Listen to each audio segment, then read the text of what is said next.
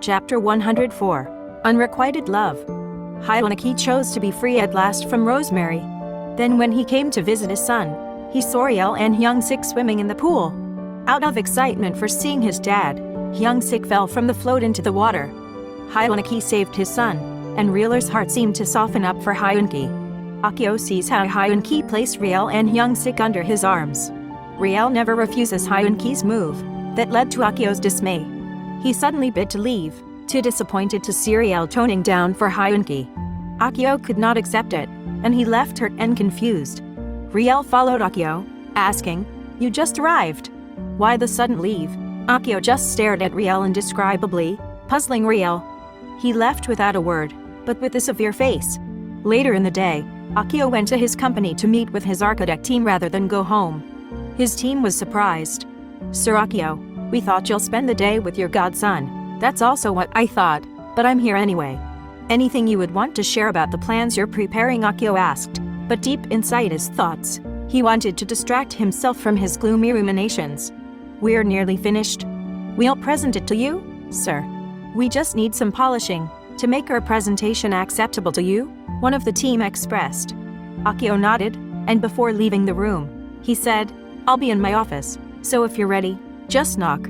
He stood alone in his room with his right arm across his chest, his left elbow resting on it, his finger touching his mouth, facing the window in deep thought. He was thinking about Hyunki's behavior, which greatly distressed him. He could not believe that after all the tears and hurt Riel suffered from his misdemeanor, Riel seemed to be subsiding and forgiving to Hyunki. He asked in his thought, "Why, Riel?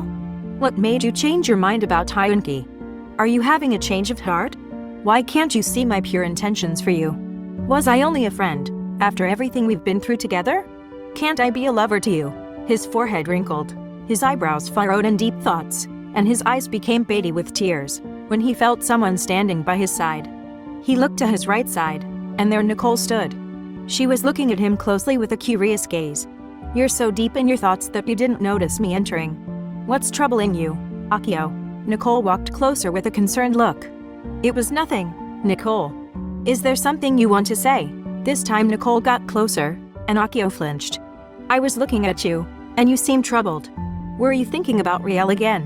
I know how you behave whenever it concerns Riel. I've been watching and observing you for months, Akio, and your body language doesn't lie." Akio raised an eyebrow, amazed at Nicole's observation. Nicole continued, "Why don't you try looking at a different angle, Akio?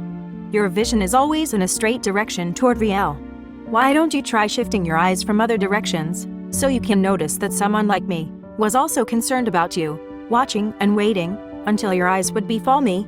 As months passed by, I felt besotted by you, but you could not see this, because your eyes were glued only on Riel.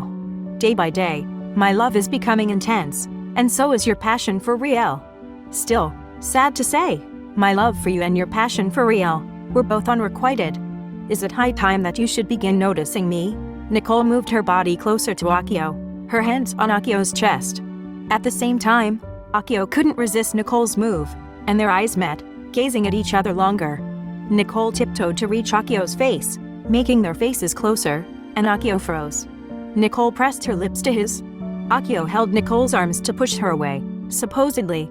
But Nicole's soft, cherry-like lips opened up, allowing extra air to move in, and Akio was tempted to kiss her back. Their tongues slipped into each other's mouths until entwined. Nicole felt her toes curling up. She was thrilled, feeling goosebumps all over her. They both kissed for quite a while that they both gasped for air. Then Akio whispered gently, "I don't know where this is heading, Nicole. Let us make things slow. One step at a time. Give me time to think and evaluate my feelings, rather than plunging into something I can't think will work out for both of us." Nicole suddenly felt sheepish. She stood a little further and stared at Akio. Nicole said, "I can wait, Akio. I waited so long to win your heart, hoping you'd realize that falling for Riel was only an infatuation." Meanwhile, after Hyung-sik's drowning incident, Hyunki stayed on, playing with the boy, giving him much-needed time with his son. Hyung-sik got tired and fell asleep in his father's arms. He brought the little tyke into his bedroom, then came to Riel and engaged her in a serious conversation. Hyunki said, "Riel, I want us to reconcile. Please give me another chance. For their son's sake, Riel only stared at Hyun-ki, saying nothing. I'll be a better person this time, someone that my son could be proud of. And I will never leave your side again. I know it would be hard for you to believe, but please, give me another chance. Riel rose from her seat, walked toward the sliding door where the garden was and stood there, assessing her thoughts. She turned to Hyun-ki with a severe look, and said, "At this point, I have nothing to say, Hyun-ki. I'm sorry." He somehow understood how she felt. For the months she suffered because of his misdemeanor. What he had done was unforgivable. I understand your anger, Riel. I hope you can find in your heart to forgive me. I am leaving now, Hyun-ki said sadly. Riel didn't move from where she stood, nor turned her back to see Hyun-ki leave. She heaved deeply for air and walked into the garden. Instead of Hyun-ki running in her mind, it was Akio's face that she saw, his irritation and dismay when he saw her and Hyung-sik under Hyun-ki's arms. Was he jealous? Riel wondered. She felt a stir in her heart, then became confused. What is this feeling I have for him? Was I falling for Akio? During the night, Riel was waiting for Akio's call, but he never called, which was unusual of him. Riel thought of something to alleviate his hurt, if he was really hurt indeed. Riel asked Anita to prepare tomorrow Akio's comfort food, oyakuden, a chicken, an egg rice bowl. It was Monday morning, and the sun was shining bright, a glorious weather Riel felt. She was looking forward to meeting Akio in a good mood. She was parking her Audi SUV, when she realized Akio's Cadillac Escalade wasn't in the parking area. He didn't call last night, and now he's late. I wonder, Riel pondered. She got off her SUV when she saw Akio's vehicle approaching the parking lot. She waited for Akio, when she surprisingly saw Nicole get off his SUV. Riel never expected Akio with Nicole. Nevertheless, with a heavy heart, she quickly smiled and waved at Akio and Nicole. Akio's face blushed upon seeing Riel waving at them. Nicole quickly clasped Akio's arm and waved back as they walked toward the building, leaving Riel behind. Riel felt Akio snubbed her. She flinched and stood there for a while, wondering how they became that close so fast. She fixed herself and sighed deeply, to take off the hurt she felt and carried the lunchbox meant for Akio. Riel walked first to the ladies' room to check her face, practicing a perfect smile, to conceal her real feelings, when she saw Nicole cling her hand to Akio's arm. Seeing Akio pleasantly smiling at Nicole made her feel insecure and worried. When she entered Akio's office, she saw the two becoming sweet to each other, and Riel made a pretentious smile.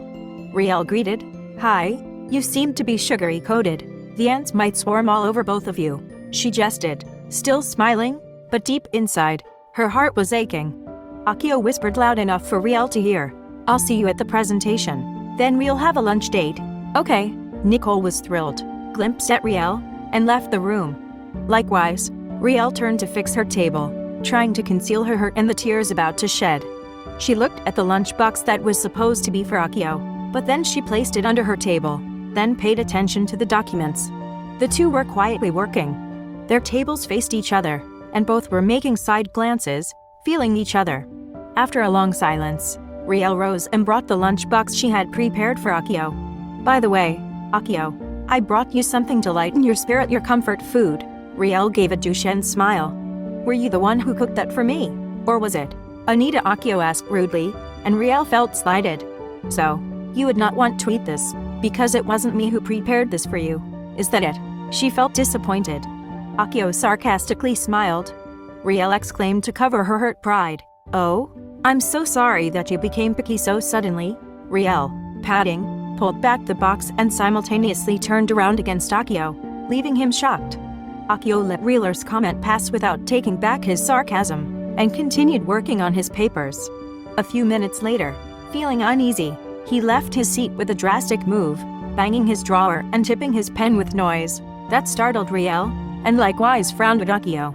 He opened the door and closed it behind him with a bang, making Riel frown even more. Riel was busy with her paperwork, when a member of Akio's team informed her that the meeting was starting. Was I still needed at that meeting? Anyway, yes, I'll be there, Riel said silently. As Riel entered the room, she saw Nicole and Akio in their fun moments, with Nicole giggling and touching Akio's shoulder. Riel was hurt to know that Akio's attention had shifted towards Nicole. Could this be the end of their friendship? Keep following the Windows of the Heart exciting episodes on my TikTok and YouTube channels. Thank you.